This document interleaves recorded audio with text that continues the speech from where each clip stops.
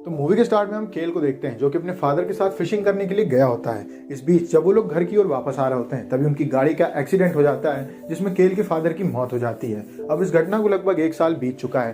केल अपने स्कूल में पढ़ाई कर रहा होता है। अभी उसका क्लास टीचर है वो उससे कहता है कि तुम्हारी वजह से तुम्हारे फादर की मौत हो। ये सब बात सुनने के बाद केल काफी गुस्सा आ जाता है और वो उसके मुंह पे एक जोरदार घूंसा मारता है जिससे कि उसका टीचर वहीं पे गिर जाता है। इसके बाद केल के ऊपर केस होता है जिसमें कि उसे अपने घर में हाउस अरेस्ट रहना होगा अगले 3 महीने तक। उसकी मदर बताती है कि तुम्हारे पैर में ट्रैकर बांधा जाएगा जिसके तहत अगर तुम 100 मीटर के दायरे के बाहर जाते हो तो 10 सेकंड में पुलिस वहां पे आ जाएगी और तुम्हारे ऊपर कार्रवाई होगी।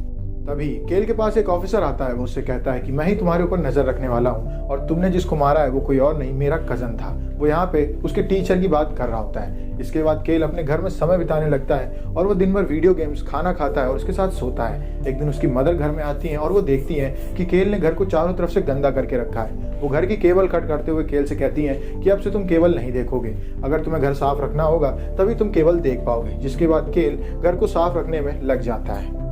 इसके बाद वो दूरबीन उठा करके चारों तरफ चेक करने लगता है। तभी उसको अपने पड़ोस से आवाज आती है और वहाँ पे एक नई फैमिली उनके पड़ोस में सेटल होने के लिए आई होती है जिनमें से एक लड़की होती है जिसका नाम एशली होता है। केल उसको देख ही रहा होता है कि तभी उसकी डोरबेल बजती है। जब वो बाहर जाता है तो वहाँ पे एक पेपर जल रहा होता है। वो उस पेपर को बुझाने लगता है लेकिन उस पेपर के अंदर पॉटी होती है जो कि केल के पैरों में लग जाती है। अब केल गुस्साता है। वो देखता है कि सामने 2 बच्चों ने उसके साथ ये शरारत की है। वो उनको पकड़ने के लिए भागता है और ये भूल जाता है कि उसने 100 मीटर के दायरे को पार कर दिया है। इस वजह से जब वो घर की तरफ वापस भागने लगता है तब तक वहां पे पुलिस आ गई होती है। अब इसके बाद केल को काफी सुनाया जाता है जिस वजह से केल की इज्जत का कबाड़ा हो जाता है उसके नए पड़ोसियों के सामने। एक दिन वो लेटर बॉक्स से लेटर निकालने की कोशिश करता है लेकिन वो उसके 100 मीटर के दायरे के बाहर होता है। इस वजह से उसे वहां पे मुश्किलों का सामना करना पड़ता है। तभी वहां पे एशली आ जाती है और वो केल को लेटर देने में हेल्प करती है जहाँ पे पहली बार केल और एशली की बात होती है। केल को इस बात से काफी खुशी होती है कि जो उसका क्रश है अब उससे उसकी बात हो पाई है। शाम को केल से मिलने उसका दोस्त रॉनी आता है जहाँ पे केल उससे कहता है कि ये देखो दूरबीन, मैं इसकी हेल्प से चारों तरफ दुनिया देखा करता हूँ। इस बीच वो लोग एक घर को देखते हैं जहाँ पे उस घर का मालिक मेड के साथ मजे कर रहा होता है और ये सब देख करके वो लोग काफी खुश होते हैं क्योंकि दुनिया को वो देख पा रहे होते हैं लेकिन दुनिया को नहीं पता है कि वो लोग उन्हें देख रहे हैं। रात को केल फिर से एशले की तरफ नजर रखता है जहाँ पे एशले दिखाई देती है और वो उसको देख करके काफी खुश हो रहा होता है। एशले को नहीं पता होता कि केल अपने रूम से उसके ऊपर नजर रखे हुए हैं। इतने में एशले के फादर वहाँ पे आते हैं और वो एशले से कुछ बातें करके वहाँ से चले जाते हैं। जिसके बाद एशले गेट बंद करके सो जाती है। वहीं दूसरी ओर जब वो न्यूज देखता है तो वहाँ पे बताया जाता है कि शहर में बहुत ही रहस्यमय तरीके से लड़कियां गायब हो रही हैं और एक हरे कलर की मस्टैंग इसमें सस्पेक्ट पाई गई है। तभी उसको अपने पड़ोस से मस्टैंग की आवाज सुनाई देती है तो वो देखता है कि रॉबर्ट उसका पड़ोसी एक हरे कलर की मस्टैंग लेकर के आया है और उसके पास एक काला सा बैग है जो कि काफी भारी लग रहा है। वो देखता है तो वो मस्टैंग बिल्कुल वैसी होती है जैसे कि न्यूज में बताई गई होती है। इन सब के बाद मुझे शक होता है कि हो सकता है कि रॉबर्ट ही वो आदमी है जो कि लड़कियों को गायब कर रहा है। अब अगले दिन उससे मिलने रॉनी आता है। उनकी नजर फिर से एशले के ऊपर पड़ जाती है जो कि स्विमिंग पूल में नहा रही होती है। वो लोग उसे काफी देर तक देखते हैं। इस बीच एशले उनके घर की तरफ देख लेती है और उन लोगों को ऐसा लगता है कि एशले ने उन्हें देख लिया है। इस वजह से वो खिड़की के नीचे बैठ जाते हैं। तभी एशले उनके गेट पे आ जाती है और उनसे कहती है कि तुम दूरबीन से बाहर क्या देख रहे थे। केल उनसे कहता है कि हम यहाँ पे एक केस की स्टडी कर रहे हैं। हमें ऐसा लगता है कि रॉबर्ट ने लड़कियों को गायब करना शुरू कर दिया है और वही क्राइम सस्पेक्ट है। वो उनको इस बात के बारे में बताते हैं ताकि उन्हें इस बात पे शक ना हो कि वो लोग एशले को छुप छुप करके देखा करते थे। जिसके बाद एशले उनके साथ वो लोग रॉबर्ट के ऊपर नजर रखे होते हैं कि तभी एशले को उसके घर से फोन आ जाता है और वो अपने घर चली जाती है और रॉनी भी वहां से चला गया होता है। तभी केल देखता है कि रॉबर्ट अपने घर में एक लड़की को लेकर के आया है जो कि अपने कार से वहां पे आई है। वो शुरू में तो रॉबर्ट के साथ एंजॉय करती है लेकिन उसके बाद वो एकदम से घबराने लगती है और वहां से भागने की कोशिश करने लगती है जहां पे रॉबर्ट उसको रोक रहा होता है। ऐसे में केल उसकी वीडियो बनाने लगता है और हड़बड़ी में उससे फ्लैश ऑन हो जाता है जिस वजह से उसे ऐसा लगता है कि रॉबर्ट ने शायद उसे देख लिया है। वो वहां पे नीचे छुप जाता है और जब वो हिम्मत बांध के दोबारा ऊपर उठ के देखता है तो रॉबर्ट खिड़की से उसे देख रहा होता है। अब ये सब देख करके केल काफी घबरा जाता है लेकिन इस बीच वो ये भी कंफर्म कर देता है असल में वो लड़की अपनी गाड़ी में बैठ करके वहां से चली जाती है। अब अगले दिन केल जब अपने घर में होता है तो उसके घर में रॉबर्ट आ जाता है। उसको देख करके वो काफी घबरा जाता है और चाकू उठा लेता है। तभी वहां पे केल की मदर आती है और बताती है कि हमारी गाड़ी सुपरमार्केट में खराब हो गई थी। जिसके बाद रॉबर्ट ने हमारी हेल्प की हमें यहाँ तक लाने में। असल में रॉबर्ट वहां पे केल को थोड़ा थोड़ा धमकाने के लिए आया होता है और इसके साथ साथ वो केल की मदर से थोड़ी दोस्ती बढ़ाता है जिससे कि केल को शक होता है कि हो सकता है कि अगला नंबर उसकी मदर का हो। अब केल से मिलने एशले आती है जहाँ पे केल उसको सब कुछ बता बताता है, लेकिन एशले उसकी बातों पे ज़्यादा कुछ ध्यान नहीं देती और उसको बताती है कि मेरे घर में पार्टी है और मैं चाहती हूँ कि तुम वहाँ पे आओ। जहाँ पे केल उससे कहता है कि तुम जानती हो अगर मैंने 100 मीटर का दायरा पार किया तो पुलिस मुझे यहाँ पे लेने आ जाएगी। जिसके बाद एशले वहाँ से चली जाती है और वो पार्टी की तैयारी करने लगती है। वो काफ़ी सज धज के पार्टी में आती है और केल अपनी दूरबीन से सब कुछ देख रहा होता है, लेकिन उसे नहीं अच्छा लगता है कि केल के आसपास काफ़ी लड़के आते हैं और वो उसको हक कर रहे हैं। वो गुस्सा करके फ्रस्ट्रेशन में अपने घर का साउंड चालू कर देता है, जिससे कि एशले की पार्टी में बाधा आने लगती है। अब एशले सब कुछ चेक करने के लिए केल के पास आती है, जहाँ पे केल उसकी तारीफ करने लगता है और उससे कहता है कि मुझे नहीं पसंद जब कोई तुम्हारे पास आता है। और एशले यहाँ पे जान जाती है कि केल के दिन में उसके लिए फीलिंग्स हैं। जिसके बाद वो दोनों वहाँ पे किस करने लगते हैं। काफ़ी देर किसिंग चल रही होती है। इस बीच उनको बगल से आवाज़ आती है और जब वो लोग उठ करके चेक करते हैं तो उन्हें देखने को मिलता है कि रॉबर्ट ने अपने गैरेज में किसी को काटा है और उसका खून चारों तरफ खिड़की में लगा हुआ है। अब ये सब जानते वो लोग काफ़ी घबरा जाते हैं कि रॉबर्ट आखिर में है कितना खतरनाक आदमी। अगले दिन वो प्लान बनाते हैं कि रॉबर्ट जब वहाँ से बाहर जाएगा तो एशले उसकी जासूसी करेगी, वहीं दूसरी ओर रॉनी रॉबर्ट के घर में जा करके उसके गैरेज का पासवर्ड लेने की कोशिश करेगा।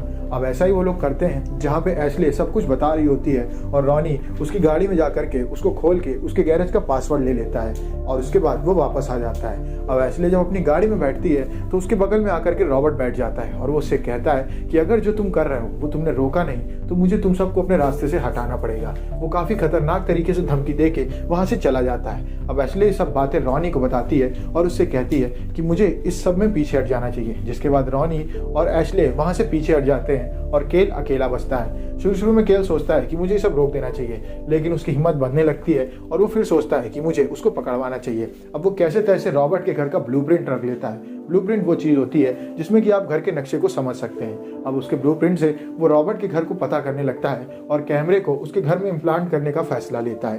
तभी उसके पास रॉनी भाग करके आता है और वो उससे कहता है कि एक बहुत बड़ी गलती हो चुकी है। वो उससे बताता है कि जब मैं रॉबर्ट की गाड़ी में था तो मेरा फ़ोन वहीं पे छूट गया और अब वो अगर जान गया कि मेरा फ़ोन वहाँ पे है तो वो मुझे जान से मार देगा। जिसके बाद केल उससे कहता है कि इस कैमरे को लेकर के जाओ और रॉबर्ट की गाड़ी से अपना फ़ोन लेकर के भाग आओ, जो कि गैरेज में खड़ी होती है।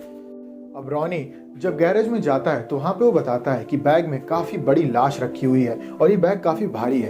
केल उससे कहता है कि तुम चाहो तो उस बैग को बाहर घसीट के ला सकते हो। तभी वो बताता है कि ये बैग बहुत भारी है, इसको घसीटना लगभग नामुमकिन है। इतने में गैरेज बंद होने लगता है और अपने दोस्त को अंदर बंद होता देख करके केल घर से बाहर भाग के आता है और वो 100 मीटर का दायरा पार करके रॉबर्ट के घर की तरफ बेसबॉल बैट लेके पहुंचता है। तभी उसके पास पुलिस आ जाती है और वो लोग उसे वहाँ पे बंदी बना लेते हैं। केल चिल्ला के कहता है कि इसने अंदर लाश छुपा के रखी है, लेकिन उसकी बात कोई नहीं सुनता है। इसके बाद वहाँ पे रॉबर्ट आ जाता है और हंसते हुए कहता है कि ऐसा कुछ भी यहाँ पे नहीं है। तभी पुलिस इंस्पेक्टर को उसके ऊपर शक होता है और वो उनसे कहता है कि जल्दी से गैरेज खोलो। जब वो गैरेज खोलता है तो वहाँ पे उन्हें एक लाश दिखाई देती है, लेकिन ये एक हिरण की लाश होती है। रॉबर्ट बताता है कि जब मैं आ रहा था तो मैंने गाड़ी से हिरण को गलती से टक्कर मार दी, जिससे इसकी मौत हो गई। अब मैं इसे यहाँ पे लेके आया हूँ, थोड़े दिन में मैं इसको यहाँ से निपटा के कहीं और शिफ्ट कर दूंगा। इसके बाद पुलिस वाले वहाँ से चले जाते हैं और केल को उसके घर में शिफ्ट कर दिया जाता है, जहाँ पे उसकी मदर उसके ऊपर काफ़ी चिल्लाती हैं क्योंकि उसने रॉबर्ट को गली के सामने मर्डरर घोषित कर दिया होता है।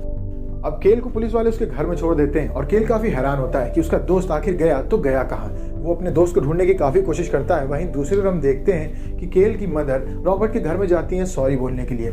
इतने में केल के फ़ोन में रॉनी के फ़ोन से मैसेज आता है, जिसमें उससे कहा जाता है कि अगर तुम्हें रॉनी चाहिए तो तुम्हें पीछे मुड़ के नहीं देखना है। जब वो पीछे मुड़ के देखता है तो कबर्ड में रॉनी बैठा होता है। असल में वो उसके साथ प्रैंक कर रहा होता है। केल गुस्साते उससे कहता है कि तुम्हें पता होना चाहिए मैं तुम्हारे लिए कितना डर गया था।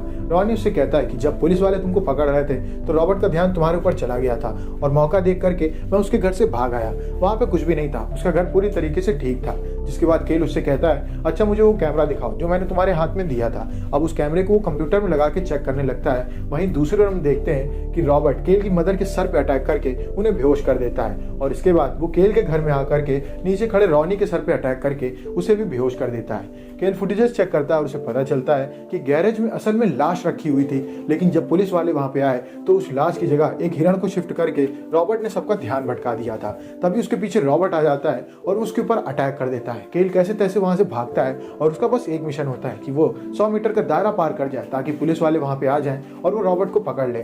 लेकिन रॉबर्ट उसके 100 मीटर के दायरा पार करने से पहले उसको पकड़ के अंदर घसीट घसीट लेता है और उसे एक कुर्सी में बांध देता है और वो उससे कहता है कि तुम मेरे प्लान के बीच में क्यों आ रहे हो, मैं एक सीरियल किलर हूँ, मैं जो भी करना चाहता हूँ मुझे करने दो, अब मजबूरन मुझे तुम्हें भी खत्म करना होगा। इतने में वहाँ पे एशले आ जाती है और वो केल को बचाने के लिए रॉबर्ट के ऊपर अटैक कर देती है। वो लोग वहाँ से भागते हैं ऊपर की ओर, जहाँ पे वो गेट के अंदर छुप जाते हैं और रॉबर्ट उस गेट को तोड़ने की कोशिश कर रहा होता है। अब मजबूरन उन दोनों को वहाँ से स्विमिंग पूल में कूदना पड़ता है। केल एशले से कहता है कि तुम यहाँ से भाग जाओ, मैं अपनी मदर को छुड़ाने जा रहा हूँ जो कि रॉबर्ट के घर में गई थी।